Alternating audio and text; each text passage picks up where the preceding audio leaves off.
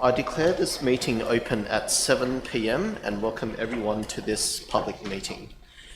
I would like to acknowledge the traditional custodians of the land on which we meet today and pay our respects to elders past, present and emerging. I extend that respect to any Aboriginal or Torres Strait Islander person here this evening. It is my prayer that as elected representatives we speak respectfully and consider the needs of all current and future residents as well as the impacts on the environment in which we live. Now tonight I would appreciate it if everyone present in this room allows us to make decisions free of interjections so that we can make the best possible decisions for the community. In particular, I would like to call out a few rules and expectations. 1. We will have one person speaking at a time. The councillors will signal to me their interest and I will invite each of them to speak when appropriate. 2. The public has a right to attend this meeting as an observer. However, members of the public gallery are to observe in silence so as to allow the councillors to focus on decision making. 3. As per clause 5.31 of the Code of Meeting Practice, this council meeting is being recorded and it is being made available live via the council website.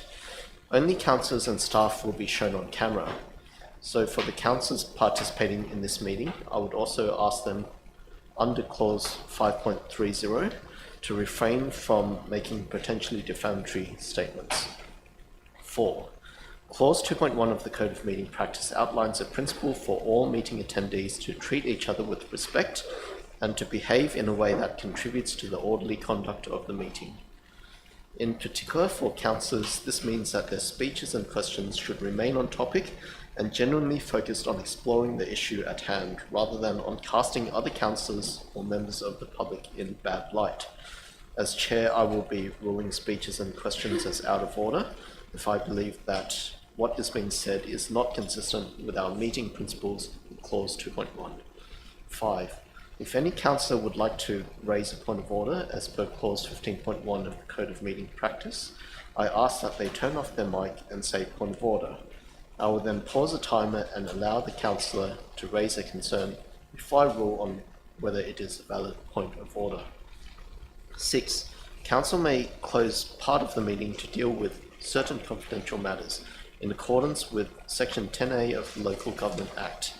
These discussions will not be open to the public or the press and will not be webcast. So I seek apologies for councillors. So, Councillor Kay. I have an apology for Councillor Cedric Spencer, who has family commitments. All right. I also note there's an apology from Councillor Pettet, as he has a family member who is not well.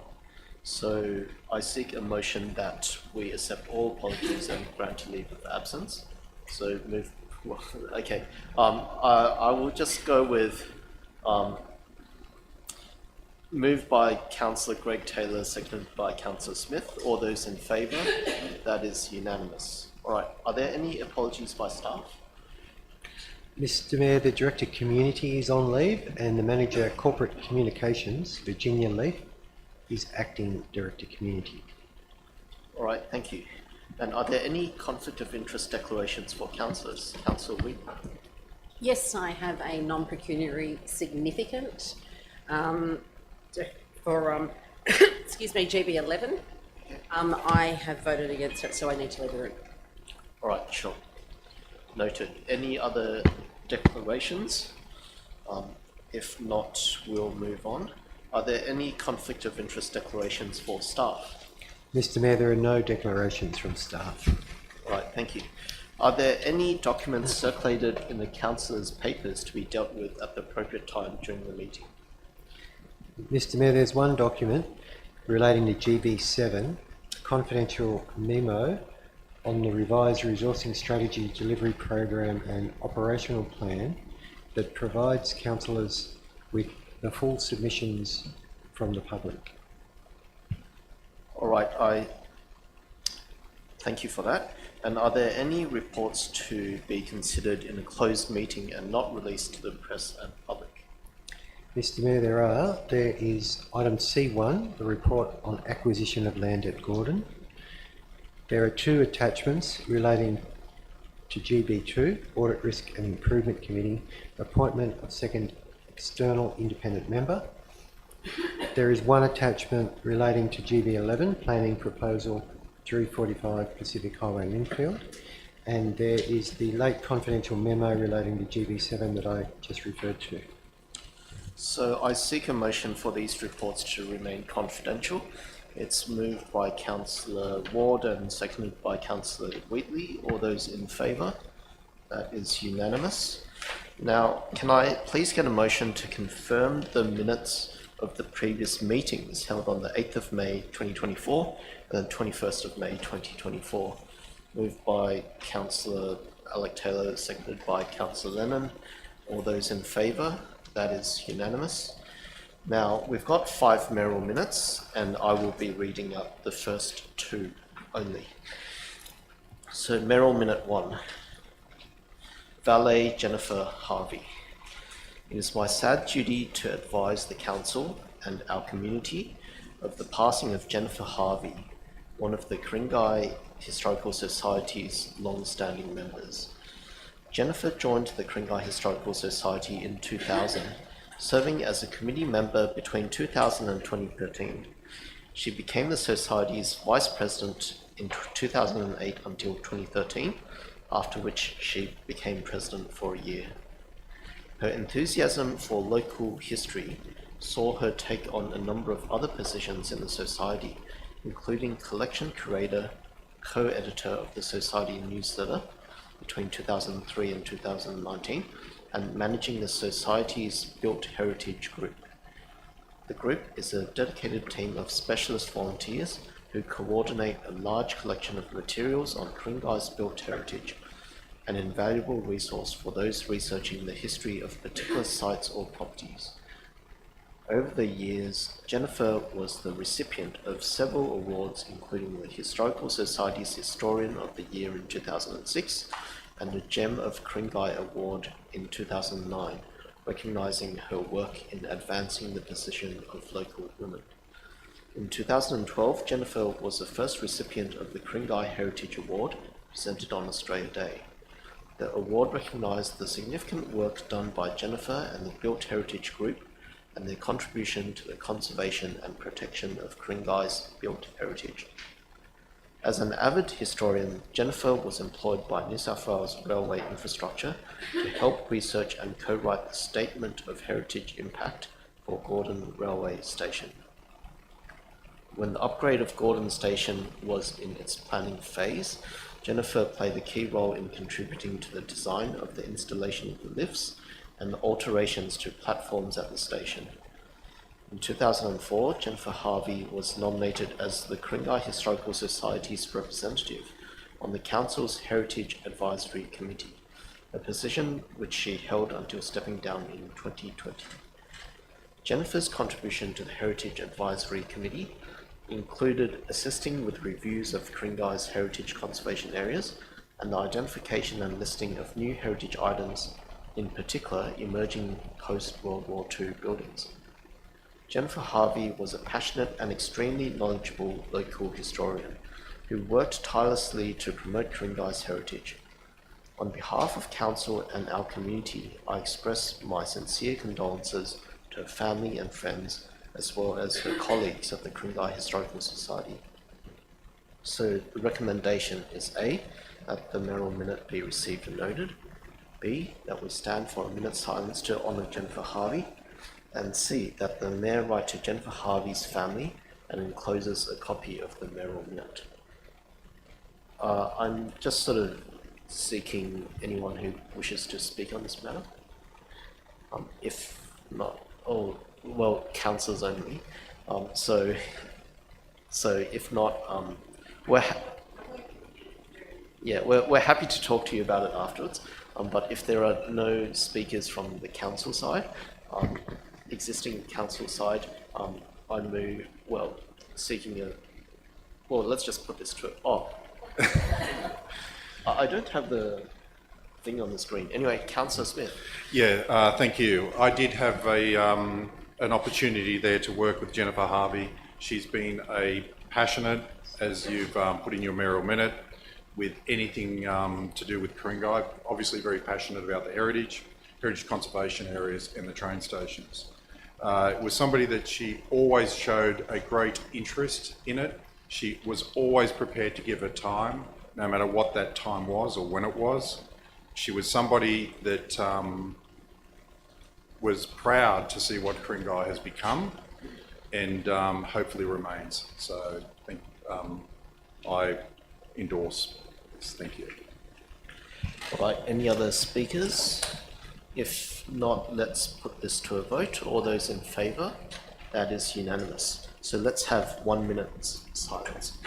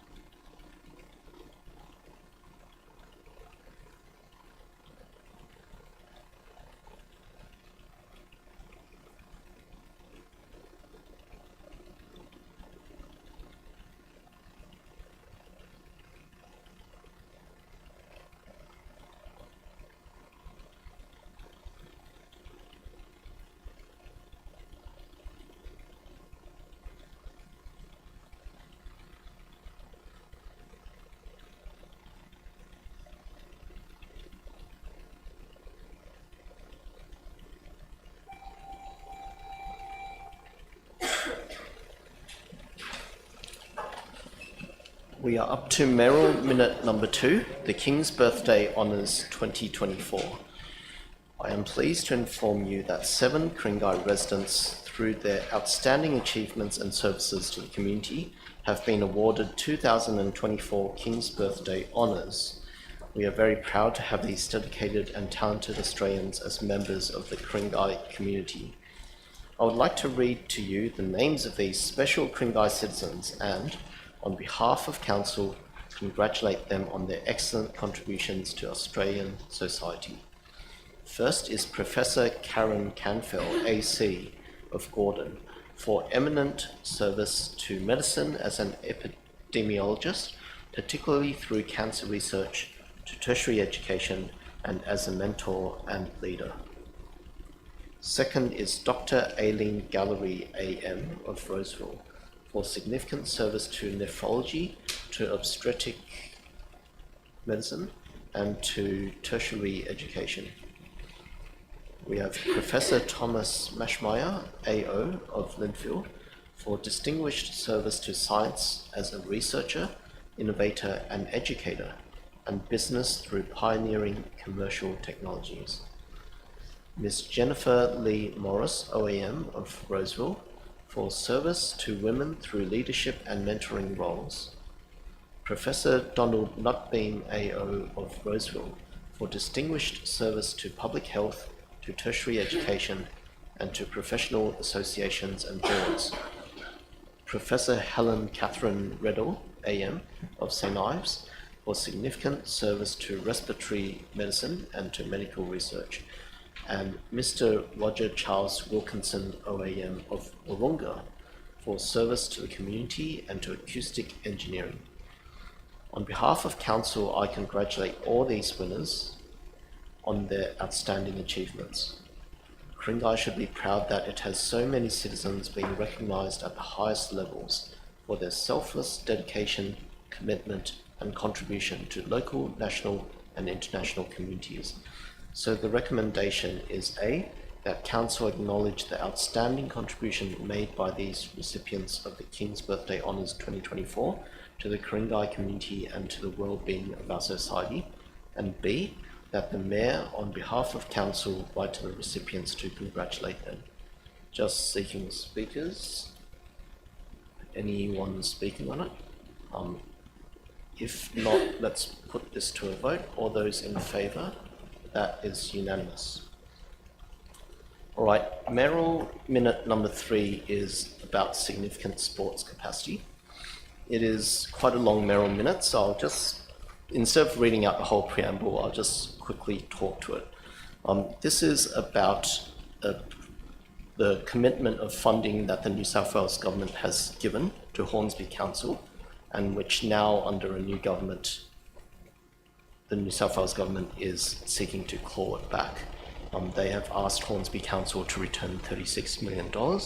It impacts a major infrastructure project of theirs that would support the whole Northern Sydney region in the development of public recreation space. It is quite disappointing to hear about this. Its magnitude's bigger than what we experienced with the Linfield Village Hub last year, but it's a very similar concept.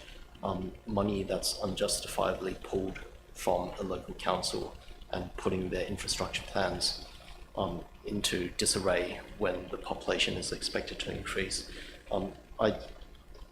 There's a lot more detail noted here, and the recommendation is A, that we write to Hornsby Shire Council to express support for the Wesley Park project, given its significance in supporting the increased population in Northern Sydney, and B, that we write to the Premier for New South Wales, the Minister for Sport, the Minister for Local Government, and the Minister for Planning to encourage them to maintain or extend their grant to Hornsby Shire Council to ensure the completion of the Wesley Park project, given its significance in supporting the increased population in Northern Sydney.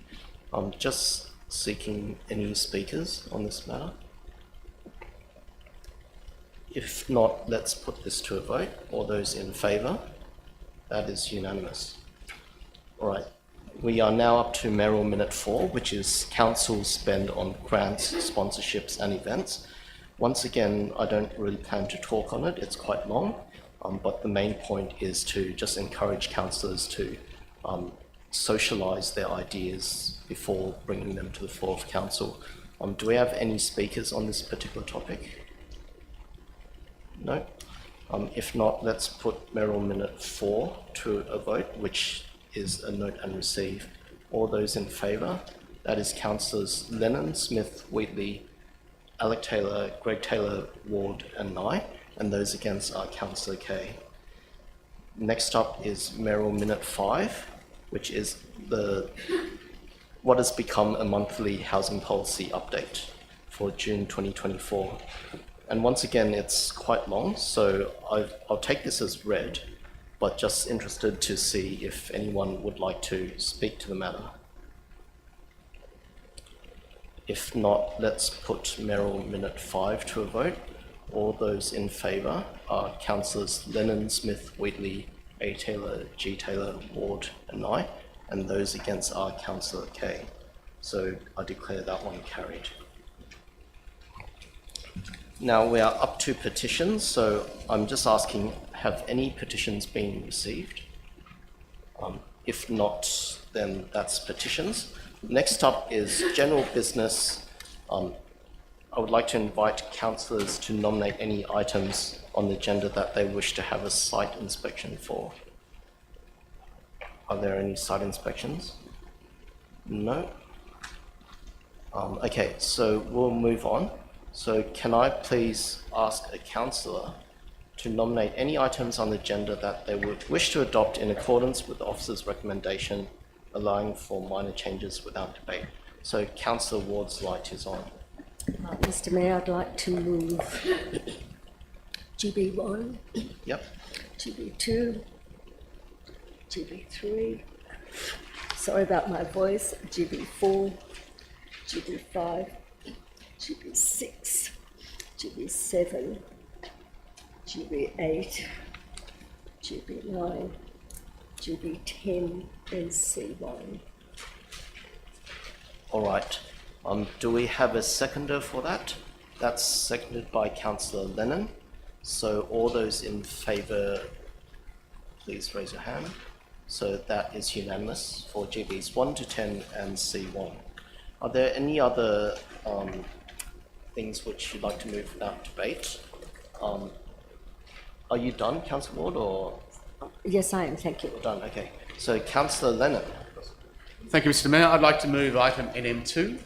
Okay. Proceed without debate, if I may. So NM2 without debate. Is there a seconder? Councillor Smith raised his hand first. No one's withdrawing or anything? No? Okay. Let's put that to a vote then. So moved by Lennon, seconded by Smith. All those in favour, that is unanimous. All right. So are there any other items? All we've got left is GB11, NM1 and NM3. Councillor Ward. I'd like to move NM3, Mr. Mayor. Okay, that's seconded by Councillor Lennon. Are you seconding? Yes, Mr. Mayor. Okay, seconded by Councillor Lennon. All those in favour, please raise your hand. Oh, wait. So I wanted to move an amendment, or which version are you moving, Councillor? You can withdraw and we can talk about motions and amendments when we come So I up. thought we progressed on to... Well then, do you want to move that vote? Withdraw, sorry. My apologies. Okay, okay, withdrawn. We'll deal with it later. Right, I take it that there's nothing else, so we'll move on now to general business with consideration of reports to council. I note that we're up to GB11 and Councillor Wheatley is saying bye-bye for now. All right, is there we'll wait for Councillor Wheatley to depart first. And then I note that Councillor Lennon has his light on. We'll just wait. So we're talking about GB11, which is a planning proposal for 345 Pacific Highway, Linfield.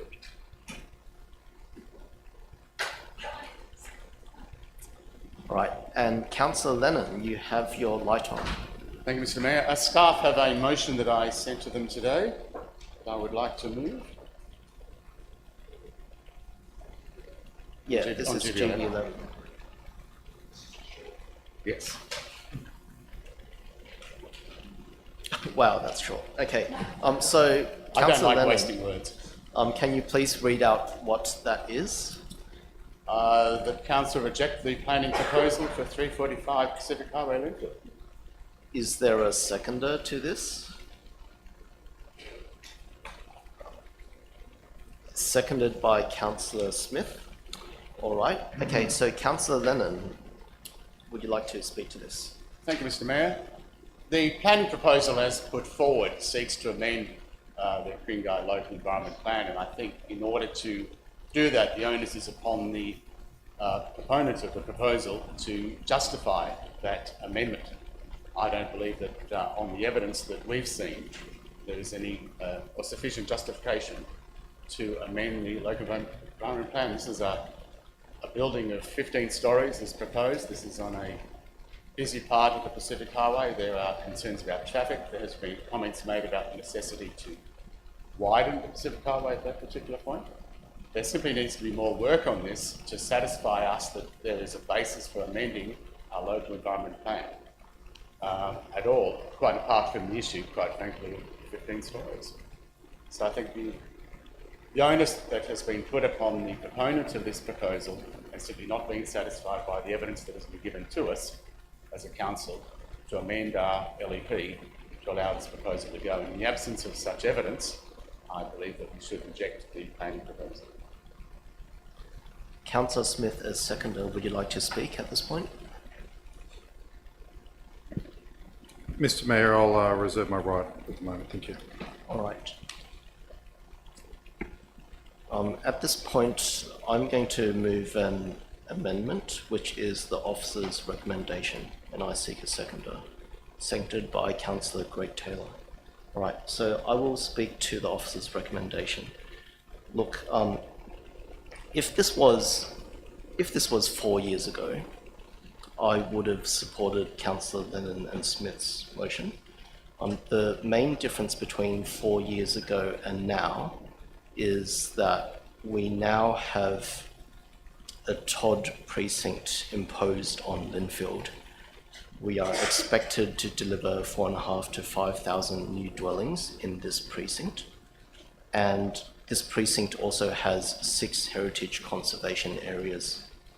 within the precinct, 6 HCAs which will be impacted unless council proposes an alternate arrangement for that 4,500 to 5,000 new dwellings.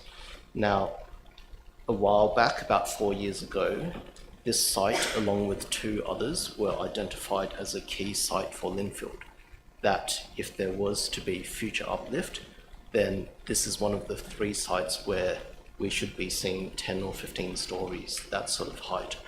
And I just sort of think if we're unwilling to explore height even here, in one of the 3 most sensible locations within Linfield, then where else are we going to potentially deliver the heights required to save heritage conservation areas elsewhere in Linfield? So on that basis, I just sort of think, look, to save the HCAs, the height needs to be somewhere else. What the staff have proposed is already more sympathetic than what the developer has proposed. The developer has proposed for 15 stories. The staff has proposed 12. The developer has proposed to ignore any traffic bottleneck issues on Pacific Highway, whereas the staff have proposed to alleviate the Pacific Highway by having a larger setback and allowing future space for a better right turn bay onto Balfour. So look, very different circumstances now in 2024 than compared to year 2020. It's not a decision that I would take lightly, but circumstances are different and it's not like there is much choice. If we want to save heritage conservation areas, then something like this should be supported, in my opinion. So that's just me. Councillor Greg Taylor, as seconder, would you like to speak to this matter? Mr Mayor, I have nothing further to add than what you've just said there, so I'll reserve my right at this stage. All right, thank you. Councillor Smith. Mr Mayor, could I ask a question through you to Mr Taylor? Oh, sorry. Mr. Taylor. Not Councillor Taylor. Thank you.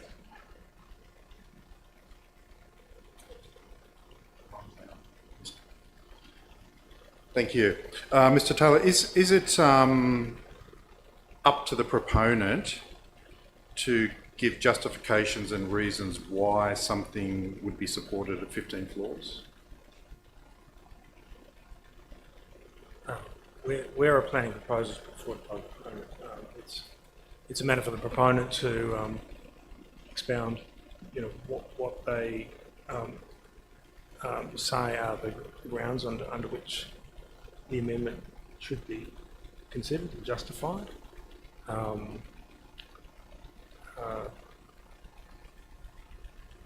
That's a matter that has to be then assessed by council staff, and there might be other information brought to bear in the process of assessment. But fundamentally, it's application by the private landowner or proponent. So it's fair to say that the council staff came back and said that 15 stories is overshooting the mark, but the council staff have then proposed to go to 12 stories that may be what they consider to be acceptable, and is the reason for the recommendation. Yeah. I should, council, I should say in response to that, it's important to understand that any recommendation like that is not binding on the proponent. It's really something that the proponent can only receive as guidance as to what the consent authority might consider appropriate. It's completely up to the proponent as to whether they take that up or not. Thank you. But if the proponent has requested 15 floors, would it not be acceptable then just to reject that as an outright rather than give them a bit of a kick in the goal? Well, council has, I suppose, functions in terms of planning for the area. Planning proposals can originate from the council itself. It doesn't have to be introduced by a landowner. So there is a place for council to, I suppose, think outside the box in terms of a planning proposal if it sees fit. But there's no obligation on council to do it. Okay, so there's no obligation. All right. I'll speak to this. Mr. Mayor, as you said there before, the circumstances have very much changed at the moment. We've got a New South Wales state government that is taking over our planning in literally from the TODs to the low to mid-rise and to every part of it. I believe that the council has a role to play in this, and I understand your position. As far as it goes, we need to look for where we can take height and address the matters that this council needs to do. I think that at 12 floors, I think that we're still, it feels rather high for me, even in the town centre, and my concern is that we're going to set a bit of a precedent moving forward on it. It would be something that I would be more comfortable, and I think in fairness to the people of Ku-ring-gai, in the sense that we went through this process on the Linfield Village Hub, where we got to a level of 9 floors in Linfield, which we got, let's say, comfortable with that, which is still 3 floors above everything else that they're pushing. So those reasons, I do find this rather difficult to support, because the next thing is as well, we go in there at 12 floors, we're going to have a developer that's going to go in and argue what the difference is between 12 and 15 floors. So I think we're setting ourselves up for 15 floors anyway. For those reasons, I'll be listening to the rest of the debate here this evening, but I would definitely be more comfortable to see something that we did get out to the community at 9 floors. That was accepted, and I think that would represent Ku-ring-gai quite well. Thank you. So, Councillor Alec Taylor, you're next. Okay, thank you, Mr. Mayor. So I respect the original motion that was put up here tonight to reject this proposal. When I talk to people in the community, more often than not, they raise concerns about tall buildings in the area. And in that sense, the original motion was credible. However, I do believe, as Councillor Smith said, that the world and context has changed dramatically in the last year. We are now locked in a situation where the state government is imposing unreasonable and infeasible new housing policies across New South Wales. We need to regain control of our planning. And to do that, we need to signal to the government, New South Wales and our community that we are willing to compromise in order to save our tree canopy, heritage conservation areas and the amenity of our neighbourhoods. The staff recommendation reflects a new precedent for the tallest zoning in Ku-ring-gai, and that's a big deal. But it is still a significant reduction in scale compared to the original planning proposal. This solution is a compromise which is unlikely to prevail because of a parallel state planning process. This site is likely to be zoned higher than the recommended 12 stories. However, even the staff recommendation sends a strong signal to the state government, New South Wales and our own community that we're serious about doing our own planning and making compromises to save our trees, our heritage and the amenity of poorly suited stations for increased density like Killara and Roseville. So I am reluctantly supporting the amendment here tonight. Councillor Leonard. Thank you, Mr. Mayor. I certainly want to save our heritage conservation areas, but the idea that by approving this proposal, passing this amendment, is going to save the heritage conservation areas is purely speculation on our part. We are not in a position to dictate that to the state government. And similarly, in terms of Linfield Village Hub, there are particular issues why 9 stories were supported there, given the topography and existing buildings at 7 stories nearby. None of those apply to this case.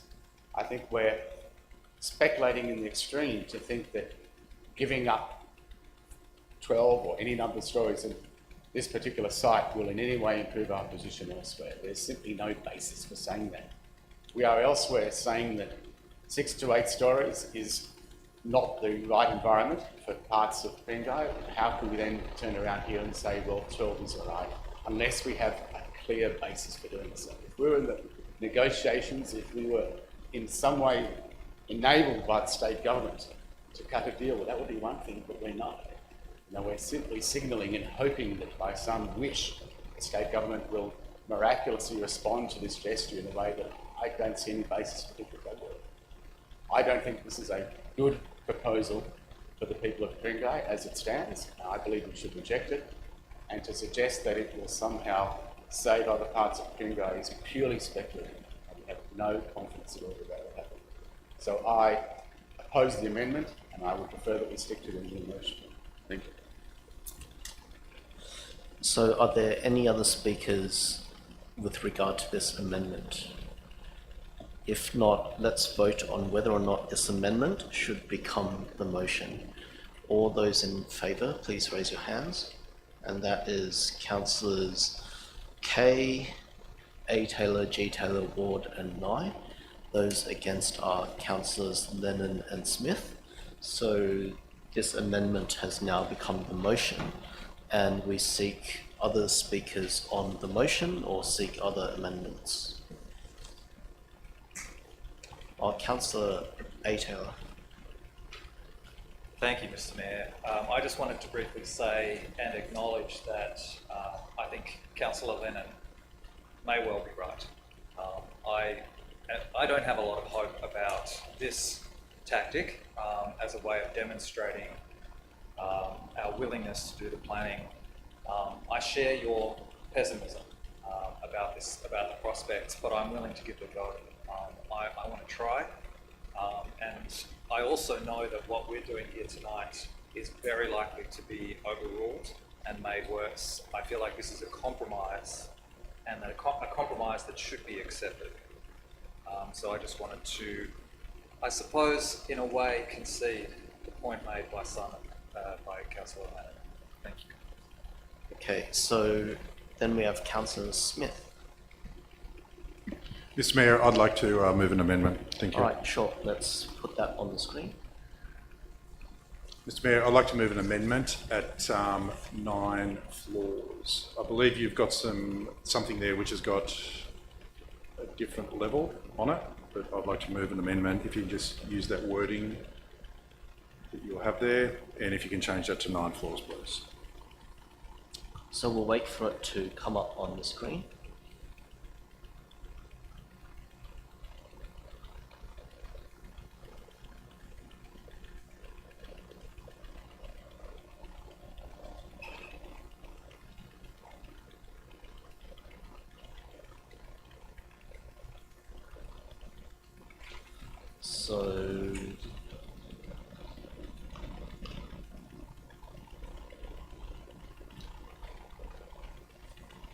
So Councillor Smith, can you please confirm that this is what you want to move as an amendment? Yes, I do. Thank you. All right. And we are seeking a seconder, seconded by Councillor Lennon. So, Councillor Smith, would you like to talk to this? Yes, Mr. Mayor. It's sort of just going to further expand on where I was there before. As we've discussed here this evening, there's some councillors that are feeling rather pessimistic about what the state government will do and how they're going to go about it. I believe in this particular case here, Ku-ring-gai Council has been forced to take legal action in regards to protect the residents of Ku-ring-gai. I think what we've put forward here is a compromise in the sense that we've had a planning proposal that's come in at originally at 15 floors. We've given them a level of 9 floors, which we believe that the people of Ku-ring-gai would find that acceptable. I also believe that even at 9 floors, they will take it to court and will no doubt get back to 12 floors in any case. So I think we've got to be realistic of what actually happens in a courtroom. So for those reasons, I think that I'm hoping to get the other council's support here, because I think we're sending a very clear message that we are prepared to do planning. We're prepared to do it in the right way. We've got the opportunity later on, we can negotiate if the state government decides they ever do want to negotiate with Ku-ring-gai, but between now and then, we should hold a rudder in the direction that we're going, and and do the type of planning that we believe that the residents of Ku-ring-gai want. For those reasons, I hope I get people's support this evening. So, Councillor Lennon, as the seconder of the amendment, would you like to Thank you, speak? Mr. Mayor. I think this is a case where we really just want to shave off every flaw we can. Every flaw that we can save here means that the benchmark of tile or the heights of buildings in Ku-ring-gai will be saved. Every flaw, I think, helps, because the number that becomes the number at this particular site will then be, whatever the outcome, the tallest building in Ku-ring-gai. It will be used as a measure by other developers making their proposals. And this is a threat to the character and the lifestyles of people across this municipality. I don't think we should give up on poor action. I don't think we should signal weakness. We have, throughout the last few months, I know time and again said we want to talk to the state government, we wanted to engage on the issues. And I think that should remain a matter for dialogue, not something that we should signal that we're somehow weakening our position. 9 stories is still a lot, but gee willikers, it's not as bad as 12. So I implore councillors to back this amendment. Thank you. Next up is Councillor Kay. I've just got a couple of questions. So through you, Mr. Mayor, to the relevant director, I believe it's probably Director Watson. According to the papers here, did the proponent not refuse a reduced height when it was offered to them, so i.e. 12 stories, 9 stories? Through you, Mr. Mayor, the proponent did not take up advice that council officers had provided, and instead chose to go down the gateway review process. One more question. Can you further explain the process and the options that the proponent has here at the moment, including where we're at with the SMPP? Through you, Mr. Mayor, the proponent prior to tonight had already lodged a gateway review for council not dealing with this planning proposal within 90 days. The SMPP met on Friday morning and Friday afternoon, and I understand is in the process of deliberating and publishing a determination or a review decision, which is expected within a couple of days ordinarily of the meeting. So sometime in the next 48 hours, we would expect to see a review decision on the gateway review from Friday last week. If you could just expand on when we get that review decision, what are the options therein? What happens therein? The planning panel, Sydney North Planning Panel, does not make a decision. They give advice to the Department of Planning. Now, in the event that they just accept the proposal as is, the department would then move to issue a gateway determination. If the documentation required any amendment in any way to meet conditions of the feedback provided by the SNPP, that documentation would be amended, submitted to the department. The department would assess its worthiness and then again issue a gateway determination for extension. Thank you. Councillor Alec Taylor. Okay, thank you. Just one follow-on question there for the Director through the General Manager, because you mentioned a little word right at the end there, which was exhibition. So can you talk a little bit about the community's involvement in this particular planning proposal and what may happen down the line? Through you, Mr. Mayor, it effectively follows the ordinary planning process, except that the advice or the decision to proceed or not that goes to the department comes from the planning panel rather than council. But once it gets a gateway determination, it's exhibited in the ordinary way for whatever period is specified in the gateway. I would expect that that would be 28 days for an application of this type. The difference being in that because it's not council giving advice about the worthiness of the application, it would be the Department of Planning that would become the responsible planning authority, and they would manage the exhibition process. In which case council just makes a submission during exhibition like any other party. And the community will have an opportunity to make submissions Yes. and weigh in on this particular proposal. So I would like to very briefly speak to this amendment. What's missing in this situation is community consultation. It's been missed all along with the housing policies that have been rolled out by the state government. It has been diabolical, and it has made councils' plans and actions, and not just our councils, but all councils' plans and actions, a whole lot more difficult over the last 6 months. I'm relieved that there will be a step in the process in the future that will involve community consultation. I think one of the other things that the policies have done is divide our community. So we now have some people in favour of increased density and heights, and some people still opposed. We have a whole range of different views, and this is legislation that is dividing our community. I think we need unity. The only thing that I'm confident about right now, I'm not even that confident, but I'm moderately confident that the community is comfortable with 9 stories in Linfield. I believe that because of the consultation that we've gone through on the Linfield Village Hub. I'm not actually convinced that the community would be comfortable with 12 stories, though I think it is probably a reasonable outcome. So I'll be voting in favour of this amendment tonight. Councillor Smith, you have a question? Yes, Mr Mayor. Mr Mayor, a question through you to Director Watson, if I may. Just in relation to, we just established there that the SMPP would give advice on a gateway determination, and that the council here this evening is deliberating on behalf of its community, which allows us to send a strong message to Department of Planning that will make the final decision on it, on what the council is comfortable with. So I believe that if we were to go in there and say, yes, we're happy with 12 floors, or yes, we're happy with 15 floors, it would make it that much easier for the Department of Planning to agree to it.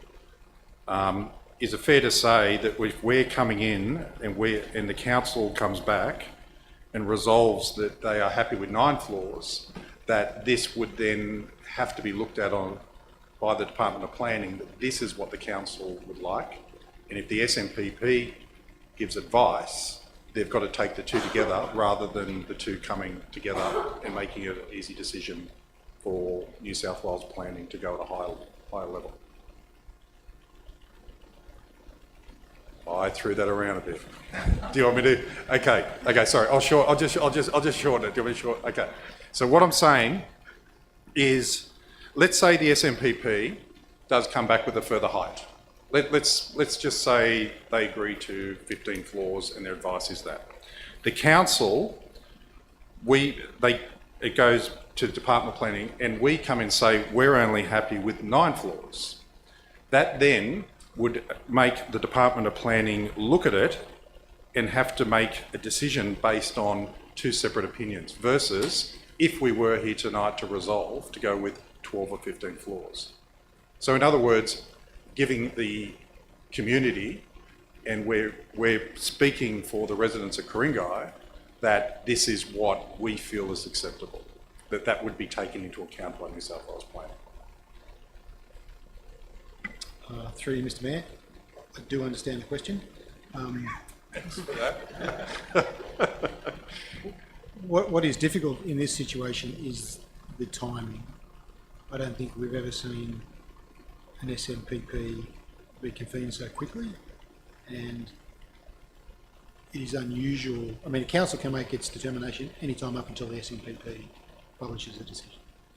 The fact that we're so close is what's unusual in this case. But to your question, I would think it would be very difficult for the Department of Planning not to take both pieces of advice into account when issuing a gateway determination. Thank you. That's what I wanted to do. Thank you. So since there's no other lights on, I'll speak against the amendment. So first of all, as context, the department has been quite clear that under the existing TOD arrangement, if it were to continue, that is, if any local council were to match or exceed its policy objectives through some other alternate LEP arrangement, then they will lift the maps from the existing TOD. Now, I acknowledge that we as a council are actively seeking to have these TOD provisions invalidated. And if they are invalidated, that's great, because I personally believe that is the right thing. It gives us more time to plan properly. It also gives us the opportunity to acquire open space at a reasonable cost to the ratepayer. But I am of the view that even if we were to invalidate the TOD, the state government will have a second crack at it. They've got all the way till March 2027 to have a second crack. And when they come back with a second crack, maybe they'll come back with similar things, just doing it properly. They'll say, we'll give you 6 stories and we'll give you floor space ratio 2.5 to 1. Now, if that were to happen, and we look at point A here, floor space ratio 2.31 to 1, to me, the developer would probably aim for the 2.5 to 1 that they would have been entitled to under TOD version 2. And they look at this 2.31 to 1 and they go, why would I develop less housing rather than more housing? Why would they take the risk of going taller rather than shorter? And we may end up, if it's that choice between A or between TOD version 2, we may end up with TOD version 2, which instead of being a short platform followed by a taller tower in the middle, it'll just be one very wide platform all the way up to 6 or 7 stories, which aesthetically would be more imposing on drivers and pedestrians along the Pacific Highway. So I think, if you say floor space ratio 2.31 to 1, which is less than 2.5 to 1, you're basically saying we're changing the LEP to certain parameters that you won't be following anyway, that you'll be seeking some amendment or some alternate action to. I'd also like to quickly comment on SNPP. So, look, what has happened is, as any landowner is entitled to, they have triggered a process to ask for our local environment plan to be revisited, to be updated for more density. What I'm not happy with is the way in which it's taken place. So the developer has lodged a planning proposal in November. Council staff have taken the time, as they should, to look through it carefully and ask questions in December, and they asked for clarification from the developer, and then it was crickets, like we heard nothing. And by the time that the developer slept over Christmas and all of that and came back in February, they said, by the way, here's your response, and by the way, at the same time, you've taken over 90 days, so we're going to trigger this rezoning review with a Sydney North planning panel that we know is historically more sympathetic to upzoning. So, the whole system is gamed. I'm not happy about the way it's happened, but it's been structured like this by the state government. I know that it has been brought before as a rezoning review to the Sydney North planning panel. They might go for 12 stories, they might go for 15. From my experience, they tend to go higher than lower. If we had this option of 9 stories at 2.31 to 1 compared to whatever SNPP reviews, my gut feel is that the planning department is going to go with the SNPP recommendation anyway. So it would have been more realistic to have gone with the previous amendment. Look, I'm just speaking against this amendment. I understand the sentiment from where it comes from. I have a great deal of respect for all the councillors who spoke in support of the amendment, but I ultimately don't think this will work. But that is just my own view. So I'll leave it at that. Are there any other speakers for or against this amendment? If not, let's put this to a vote. So we have, well, you've spoken to it once and you've also raised some questions. Do you have more questions, Councillor Smith? on this amendment? No? Okay. So let's vote on whether or not this amendment will become the motion. So all those in favour of this amendment, please raise your hands. So that is Councillors Lennon, Smith, Wheatley. Oh, I know, sorry, not Wheatley. That is Councillors Lennon, Councillor Smith, Councillor A. Taylor, Councillor G. Taylor, Councillor Ward, and those against are Councillors K and Nye. So this amendment becomes the motion. Okay. So now the motion is the one that is before us. And just as a summary, and I'm not sure if I'm tracking this right, so I'll get I'll get the General Manager to confirm. Actually, a question from me through to the General Manager. When we're tracking who is for and against, when something's become the motion, are we tracking it based on who has just spoken for and against it when it was an amendment? Or are we tracking it based on who has spoken for and against it when it was the original motion? Or does it start all over again? Mr. Mayor, this is the first time that this particular amendment became the motion. So, in my view, it's now the motion and people get the opportunity to speak again. Okay, so we're starting all over again then. So anyone can speak for or against this motion. Are there any speakers? Councillor Lennon. Look, I'm speaking for the motion as it now is, with the obvious disappointment we aren't where we started initially. There's a point I would like to make much of the 9 stories of the Lindfield Village Hub. As mentioned earlier, that is premised upon the topography from the existing 7-storey building, but it's also premised upon the community facilities and the community acceptance of the 9 stories of the Lindfield Village Hub was highly dependent, in fact I would suggest totally dependent upon the community facilities aspect. We don't have that here. So to now talk about 9 stories where there is no topographical issues, as there are at the Lindfield Village Hub, where there's no community facilities at all, indeed no community benefit whatsoever, means that this is a relaxation of where we have been in the past. This is, if you like, a compromise. It's a step backwards to where we were 24 hours ago. Having said that, this is the best option on the table, so I believe that we should pass the motion as it is now amended. All right, thank you, Councillor Lennon. Are there any other speakers for or against this motion?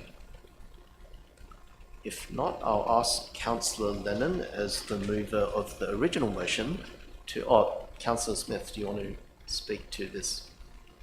You sort of spoke to it when it was the amendment anyway. I'll ask Councillor Lennon as the mover of the original motion to sum up. I don't think I've got anything to add to what I just said. I probably had the mood of us summering up, so look, I've got nothing more to add. Let's just put it to a vote. Thank you. All right, sure. So all those in favour of this motion, please raise your hands. And that is Councillors Lennon, Smith, A. Taylor, G. Taylor and Ward. Those against are Councillors K and Nye. So I declare this as carried. So next up is, let's ask for Councillor Wheatley to step back into the room.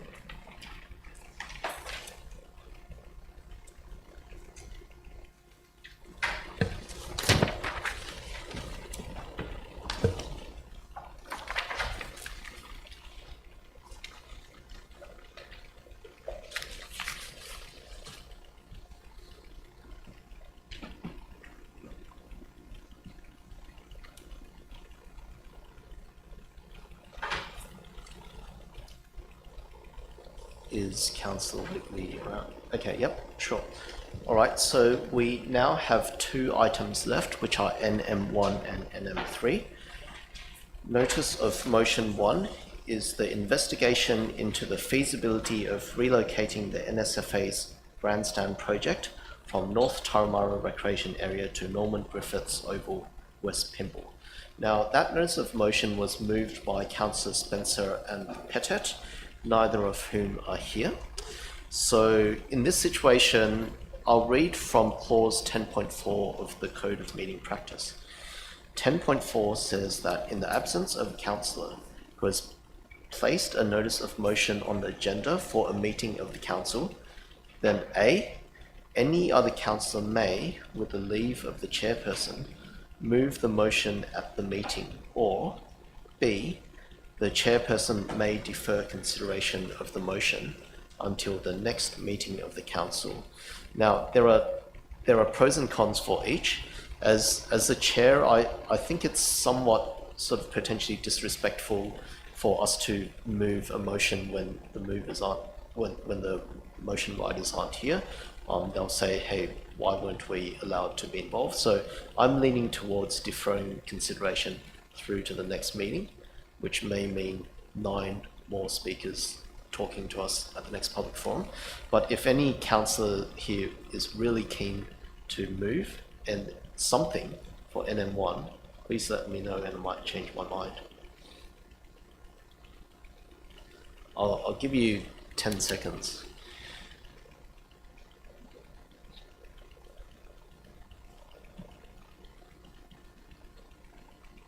Someone willing to smash the light and volunteer, or?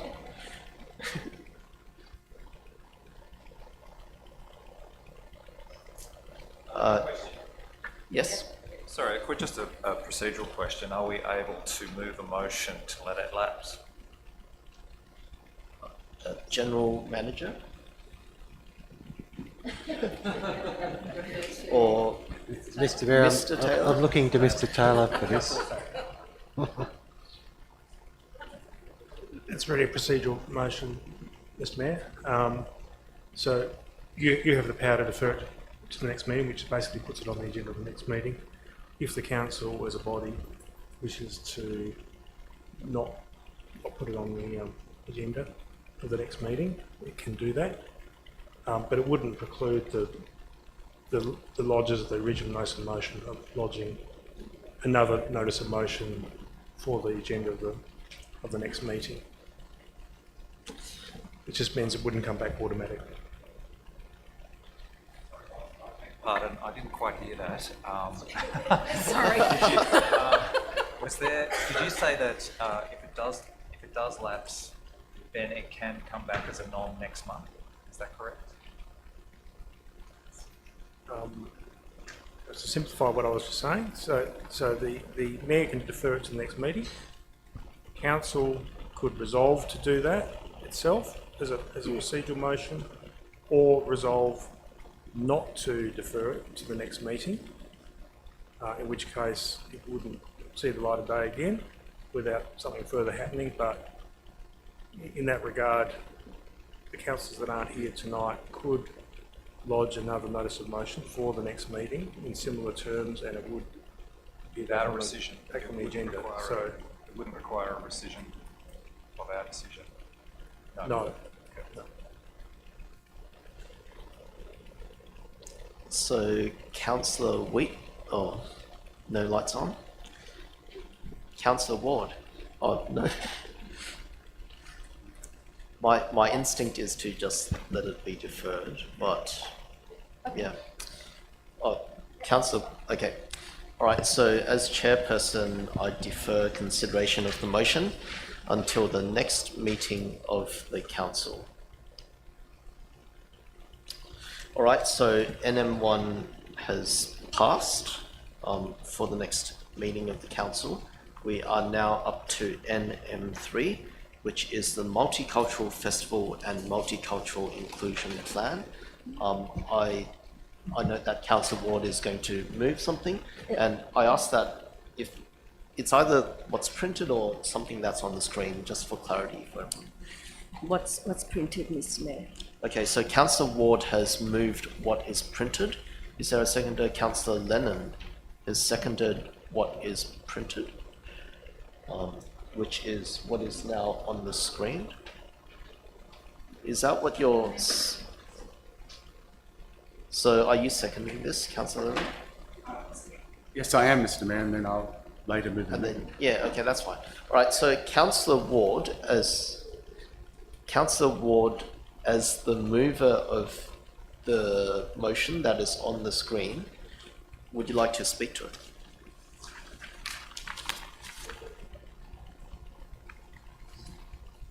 Mr. Mayor, Councillor Lennon has an amendment. Can we have a look at it and we can just adopt it? So what you can do at this point is you can reserve your right to speak, and so can Councillor Lennon, and Councillor Lennon can then move an amendment. By all means, it's the same words that I sent Councillor Ward today and I sent to Chris Jones earlier this evening. So just to confirm then, if we are of the mind that we're jumping straight to this potential amendment, Councillor Ward, would you like to reserve your right for now, or? Yes, I'll reserve my right. And then Councillor Lennon, would you like to reserve your right? Yes. To speak to the original motion. And now, at this point, you can move an amendment if you'd like. So I ask the staff to bring up the words that I sent earlier this evening.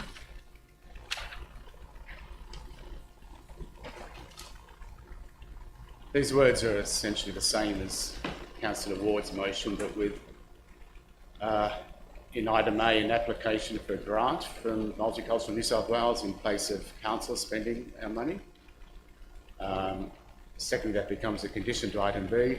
And item C makes it very clear that we are engaging all the people of Ku-ring-gai in our multicultural festival and multicultural inclusion plan, should they proceed. Is there a seconder to the amendment? Someone raise your hand if you'd like to second the amendment.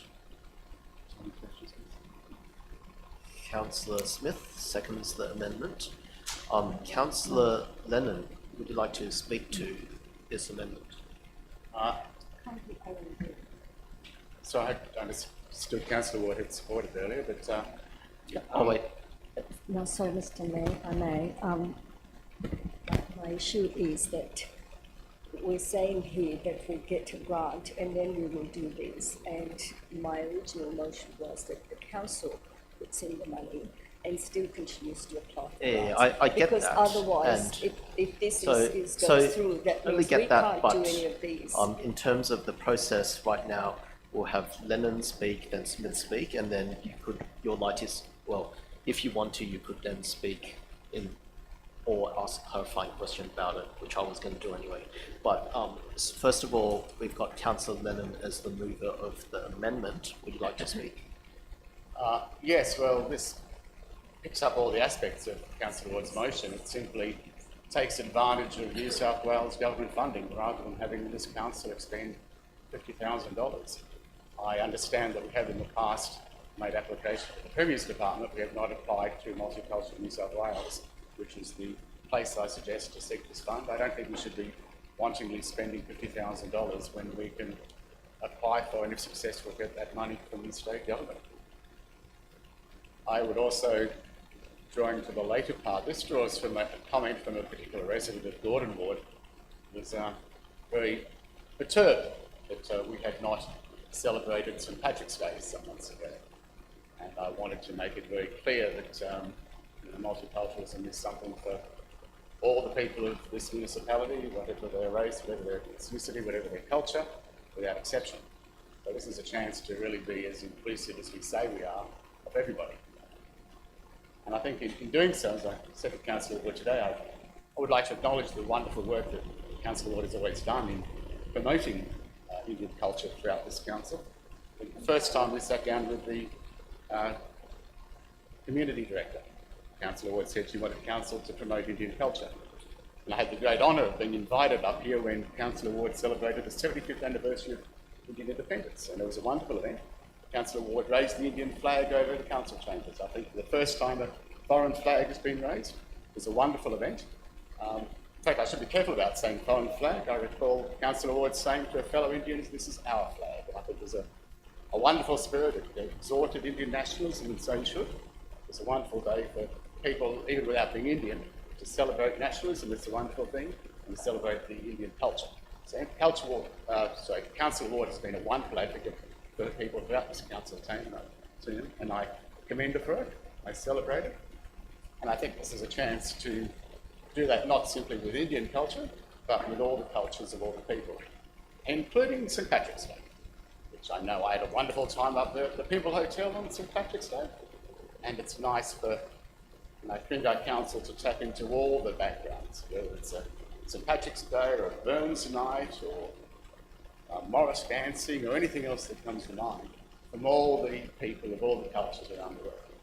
So that's what I seek to do with item C, and I encourage councillors to support this amendment in the spirit of the original motion.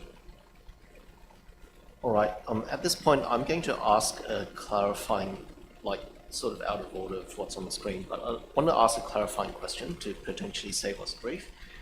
My question to Councillor Lennon is whether your intention with point B is that a multicultural inclusion plan not be developed unless we are successful in receiving a grant through Multicultural New South Wales.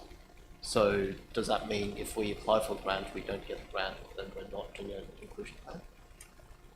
I must admit, from what I understand, I had a great deal of optimism that we would get the grant. From what I heard of other grants from Multicultural New South Wales, given what we're doing here, I'm very confident that we'll actually get it. If there's any concern, I mean, we can delete the first part of B and just begin to develop. That would alleviate any concern on that point.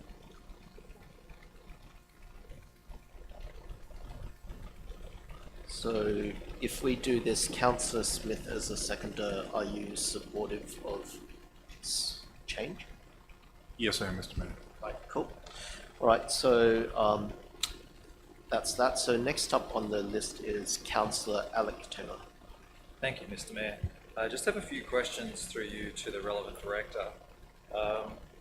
My first question is, have we already exhausted all avenues for grant funding for this kind of activity, for producing a multicultural inclusion plan and for a multicultural festival? Through you, Mr. Mayor. I don't believe so. There are a number of grants that can be had. There's grants for multicultural festivals and events through the Multicultural Stronger Together Festivals and Events grants from 5,000 to 15,000. And there's other grants available through portals. So, and we're alerted of grants as they come up. I'm not aware of a $50,000 grant that's available now. Okay. My second question, again, through the General Manager, is there's an element of opinion here, so you may not be able to answer this question, but do you think it would be appropriate for Council to tip in some funds as well as grant funding?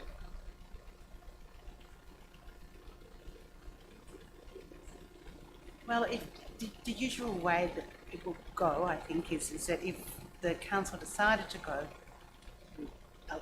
allocate funding, that would then be dealt with in the quarterly financial review, or it would be looked at through budgets if it could be, if we had spare budgets, I guess, to do it. So that's how we could do it. Okay.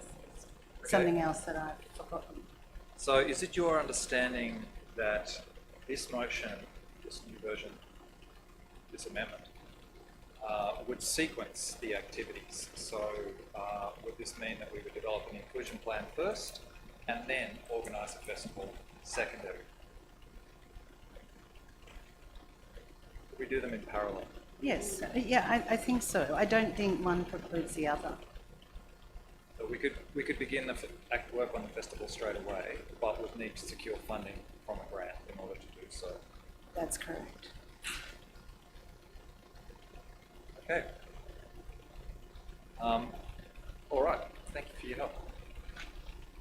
Next up is Councillor Ward. Through you, Mr. Mayor, I have a question. I think what I'd like to know is how much funding so far have we allocated towards doing any events for multicultural community? None at the moment. Okay.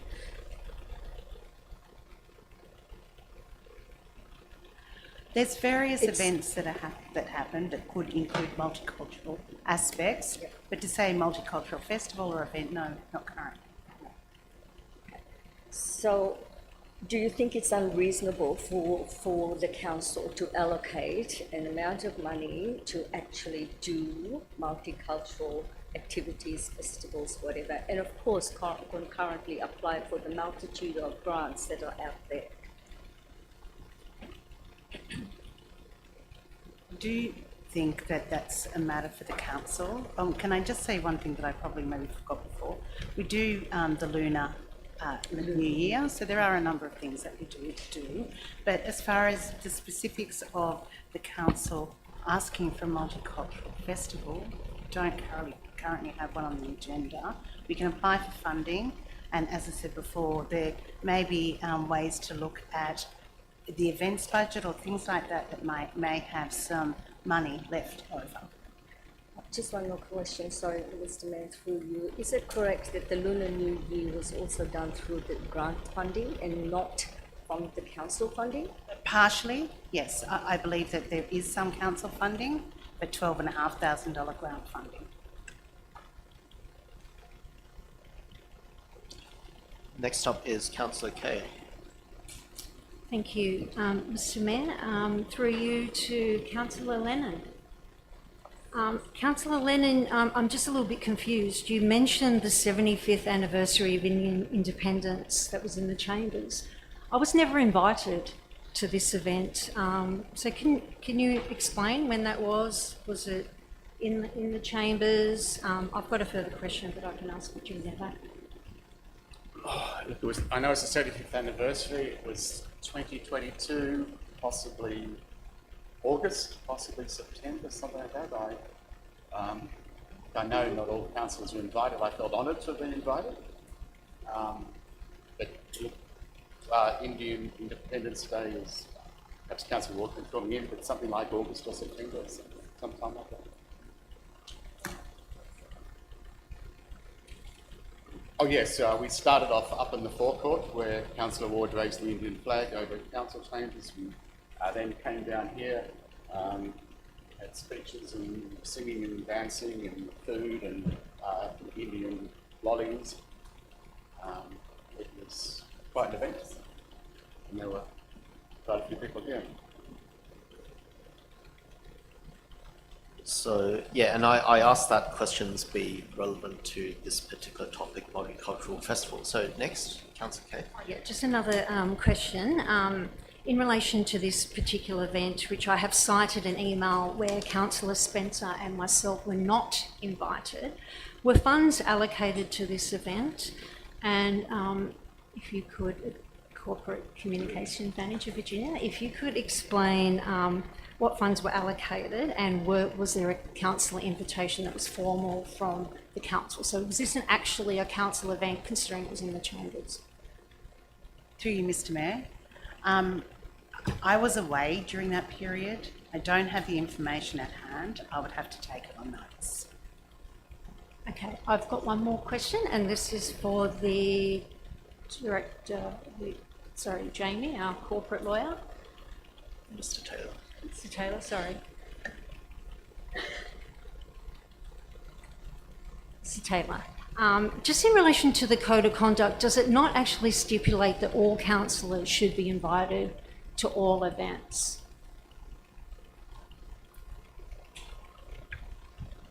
I'm just going to jump in here. Like, I don't see how this is relevant to the current NM.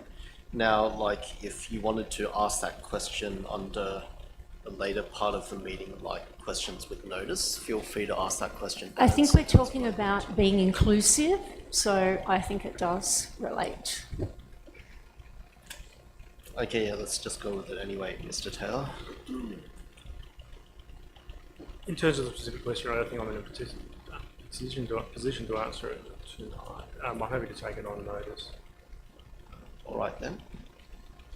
Okay, so Councillor Kay, you said that was your last question. Just get your lights off. Councillor Wheatley. Would Councillor Lennon be open to an amendment to A in regards to that, in addition to what he has put forward, that Ku-ring-gai Council contributes $15,000 towards the Multicultural Advisory Committee. Well, you're wanting 50. Let's discuss it.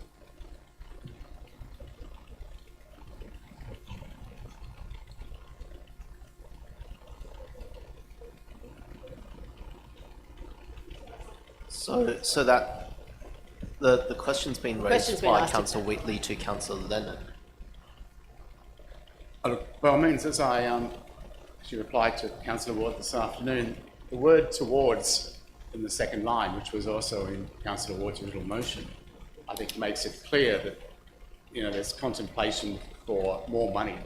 The towards means that $50,000 is simply part of the money to be expended. So to quantify an extra $15,000 by all means, I think that's consistent with the towards. I'm not fussed either way whether we have 15,000 in there or not. I don't know what costs. In fact, I'm not sure anyone has contemplated what costs might be involved in this.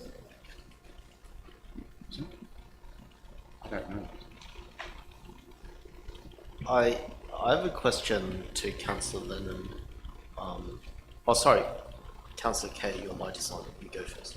I've just got a quick question in relation to, it would either be Councillor Ward or the relevant director. Where did the 50,000 come from originally? Was that advice that was given to you from the council staff? Thank you for your question, Councillor Kay. The 50,000 has come from the staff. So the staff submitted an application to New South Wales Social Cohesion Grant for local government from the Premier's Department and was unsuccessful. The Multicultural Advisory Committee recommended that Council fund key elements of the program due to the grant application not being successful. Staff researched the cost with other neighbouring councils like Ryde, Willoughby, and so on. So Ryde Council was in parallel between 50 to 60,000, with larger councils like Willoughby was between 50 to 100,000, and so on. So the estimates came from council staff who did the research, who also put the same amount when they applied for the grant.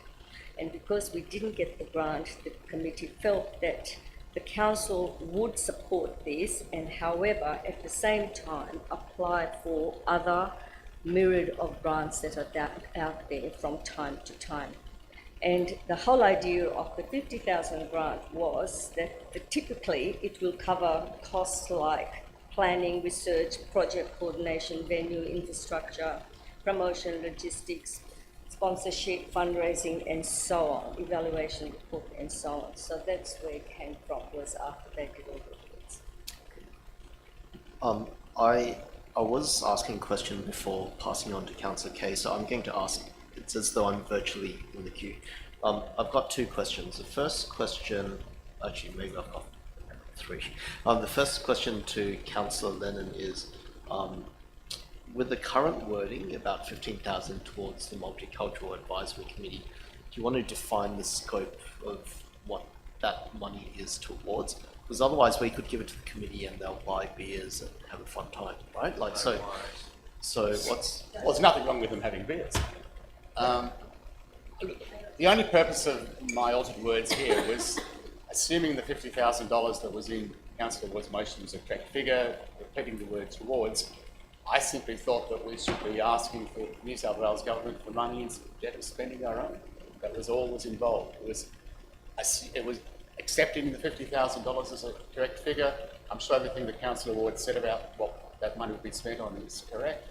All I'm saying is, let's not us spend the money if we can go and ask the New South Wales government for it. And as I say, my understanding of Multicultural New South Wales and other grants they've approved is that they are very generous, and more generous than the previous department and the grant application that was unsuccessful in the past. I think this is the obvious avenue when any council or any other body is promoting multiculturalism to seek funding.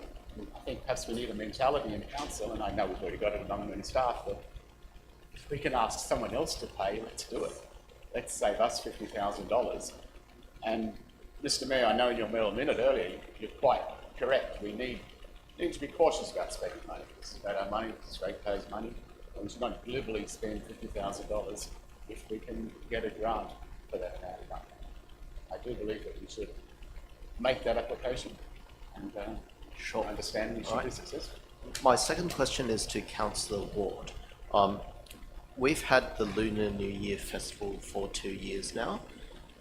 In your opinion, and having attended the festival, is that comparable to the size of the multicultural festival that you're envisaging, or do you want something even bigger?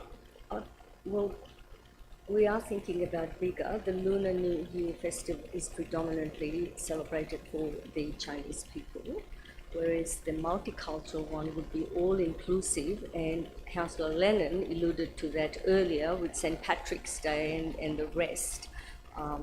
So yeah, it would be a lot bigger. You would have every nationality to come there and do whatever they want to do. It could be food, it could be dances, items, whatever. So it's an all-inclusive, and I envisage, and the committee envisages that to be a really big fun fair. Right. And then my third question is to the Acting Director of Corporate. So from my understanding, and rounding to the nearest $1,000, last financial year when we had Lunar New Year, we may have spent 19,000 and got 10,000 in terms of grants from the state government. So we ended up paying about 9,000. And then this financial year, we spent about 25,000 and had 10,000 of grants supporting it. So we ended up paying about 15,000 after the grant. Is that your understanding as well? Yes, that's right. Right. So I guess my follow-up question is, if we were to aim for something similar in size to Lunar New Year, then $25,000 would have been suffice. But if we wanted to aim for something bigger, then it's closer to the 50,000. Exactly. If it's similar to Lunar New Year, would be around 25,000 plus a bit more for CPI, and anything bigger than that obviously would be a lot more than 15,000. 25,000. Right. Thank you. Now, next up is Councillor Alec Taylor. Thank you, Mr. Mayor. So, the problem that I perceive we have here tonight is that we can't keep adding small amounts to the budget. Over the last few months, we have put additional pressure on the budget through a series of discretionary one-off items, including an item that I moved earlier in the year to support people in financial distress as a one-off fund. I believe that the decisions we've made over the last 6 months have been the right ones. The trick is, when you accumulate them all together, they put a lot of pressure on the budget. We have a $2 billion portfolio of assets that is in poor condition after decades of neglect. We have enormous financial pressure, and unlike other councils, we have not added rates, special rate increases or anything like that in this term. We can't just keep on adding more to the budget. However, so my understanding of the funding required after a discussion with staff earlier today is that it would be appropriate for us to tip funds into this opportunity. It is likely to be supported by additional funding, either in the form of grants or in fact donations from other community groups, particularly for an event like a festival. I believe the amount that we're talking about now is absolutely the bare minimum that we could tip in, and I think it would probably just cover a little bit of project management for this activity. And I think even to fund this, that we would ask Finance to look in the next quarterly budget review process for offsets in order to make sure that this doesn't have another cumulative impact on the budget. I'm in support of this amount. I think we should spend a bit more on inclusivity and multiculturalism. I'm ready to support this amendment. Councillor Kay, you're next. Just got a couple of questions through you, Mr. Mayor. Just having that events background, and we're talking about an event, I probably need a little bit more details to be able to come up with some sort of figure. I mean, we're just giving estimates here, but you know, if we're doing an event at the showground, that would obviously have a bigger attendance, a lot more work. So I would assume that the budget would be bigger. I know that obviously the committee has discussed this event. I was just wondering if maybe Councillor Ward, you could provide me a few more details so I can get an understanding of how much would be a good amount. I mean, I know 50,000 is a stab in the dark, but when are we looking at having this event? I know grants are few and far between, so I think it's sort of the timeline and marrying it all up. I really like for this to happen, but I want to also make sure we have enough funds to make it happen so it is a successful event. Thank you, Councillor Kay, for your question. The committee hasn't yet developed a plan because we can't develop a plan because we don't know what we can do because there is no money at the moment. I'm absolutely floored to hear that we do not want to put any money towards multiculturalism. 42% of the residents that live here now are of multicultural background. That is a significant growth in diversity here in Ku-ring-gai. And for the first time in Ku-ring-gai, we have got a multicultural advisory committee. And for the first time, the committee is asking the council to commit to this community, which is a huge community in Ku-ring-gai. And we are saying now that we don't have $50,000 so that we can contribute to this very, very important part of our social cohesion in this municipality. I cannot believe it. We're talking about culture, we're talking about social cohesion, we're talking about community and engagement, economic benefits that the multicultural community brings into this municipality. And today, we are saying we do not have $50,000 to commit to this community. We have never committed anything to this community. What is the point in having an advisory committee which puts up something and you say, no, we can't do it? What is the point? What is the point in talking about multiculturalism when you do not want to invest anything into it? Why are we playing lip service? What for? For whose benefit? This is just I just cannot believe it. This is not something that we're going to go out and buy beer. This is a very, very serious matter, and you're taking light of it.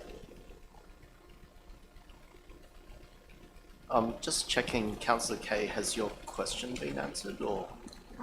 Yes, but I have a further question, and not necessarily to Councillor Ward, but maybe to Councillor Lennon. Can we maybe put a bracket? So you've got contributes 15, could we do between 15 and 50? Because we don't know an exact amount as such. I just think 15 is very low.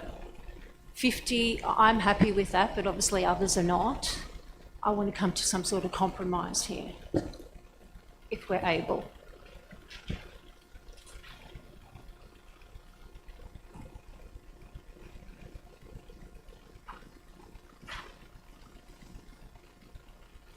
So I'm just trying to consult and get a view. We start off with the 50,000 that I know is an estimate of the total cost required anyway. I know the comment was made that may well be low end, the minimal cost. We are stabbing a little bit in the dark. I'm a bit reluctant to be too open-ended. I'm trying to gauge around the room what's a fair number. Is 15 to 30,000? We say 15 to 30,000. Is that 15 to, may I suggest that we make it $15,000 to $30,000 then?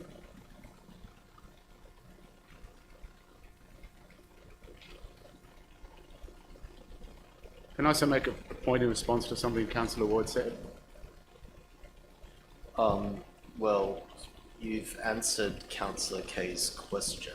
So, I mean, you can turn on your light and, but you've already spoken, so unless someone asks you a question, no. So, Councillor Ward, your light is on. You have yet to speak for or against this. No, I'd like to ask a question, Mr. Mayor. Okay, sure.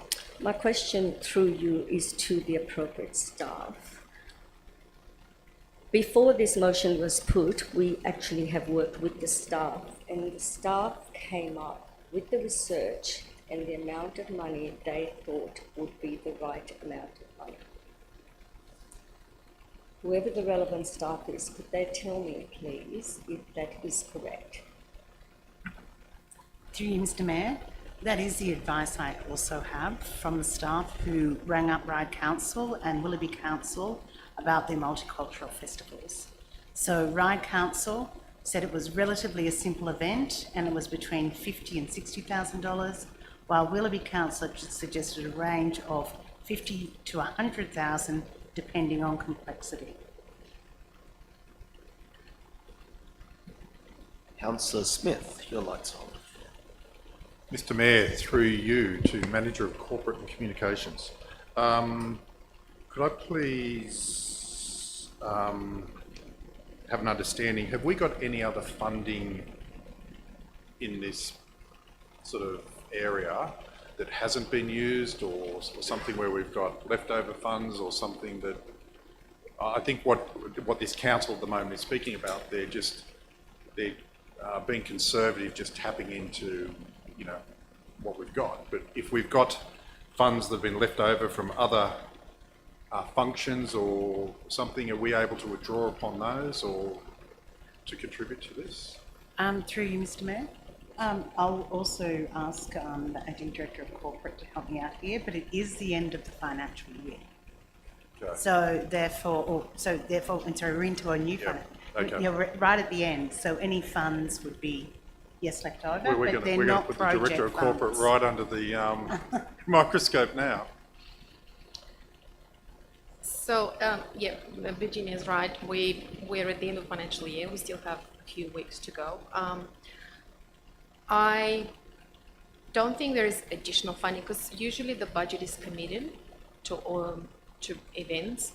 If that would go offsetting another event, I assume, or if there is a saving, we'll probably have to discuss that with manager events to see if by end of financial year there is some saving that we could offset towards this event. So you're saying there is nothing left over in this area, in other events that we haven't used the full amount?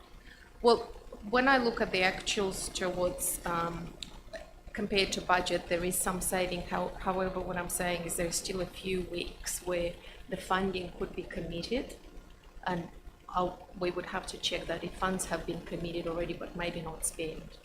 So we would have to take that on notice and come back and give you an answer on that. Thank you. So I've got a question to Councillor Lennon. With regard to point A, it says 15 to 30,000 towards the Multicultural Advisory Committee. Would it be better for it to say 15 to 30,000 towards the Multicultural Festival rather than the Advisory Committee? I think you're absolutely correct, Mr. Mayor. I think that was probably the intention of Councillor Wheatley when she suggested that, and I think you're very wise, so let's make that change. So just checking with Councillor Smith as the seconder of this amendment, are you happy with that change for it to say towards the festival? Yes, I am. Thank you. All right, so I will just speak very briefly in support of this current version.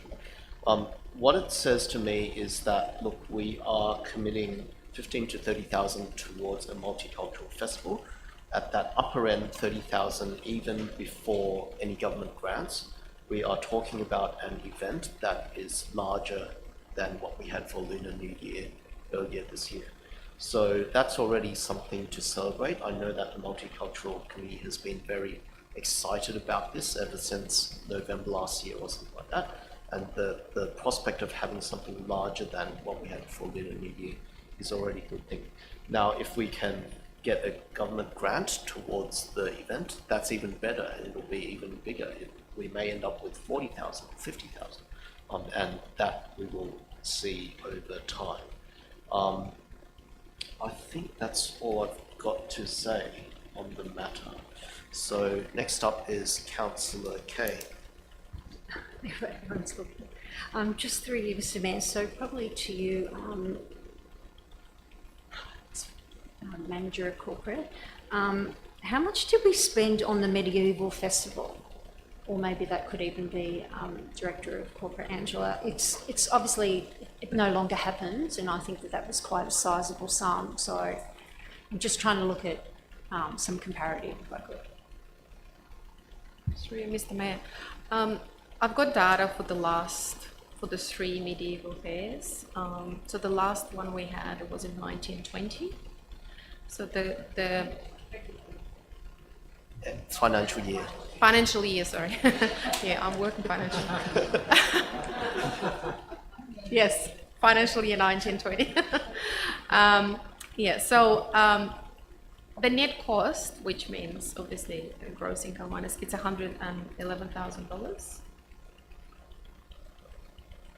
That was the last one. The one before was more expensive at about $250,000. And the one before that in financial year 17-18, which is 2018, was 27,000. Yeah. Yeah. Yeah.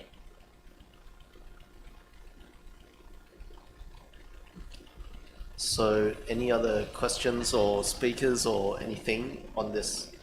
If not, let's vote on whether or not this amendment in its current form of So, Mr. Mayor, do I get it? Should I be speaking before we vote? Well, we're only talking about the amendment becoming a motion. So we are going to vote now on whether or not this amendment, which commits 15 to 30,000 towards a multicultural committee plus possible government grants as well, should become the motion. So all those in favour, please raise your hands. And that is Councillors Kay, Lennon, Smith, Wheatley, A. Taylor, G. Taylor, and Nye, and those against. Okay, right. Okay, that's.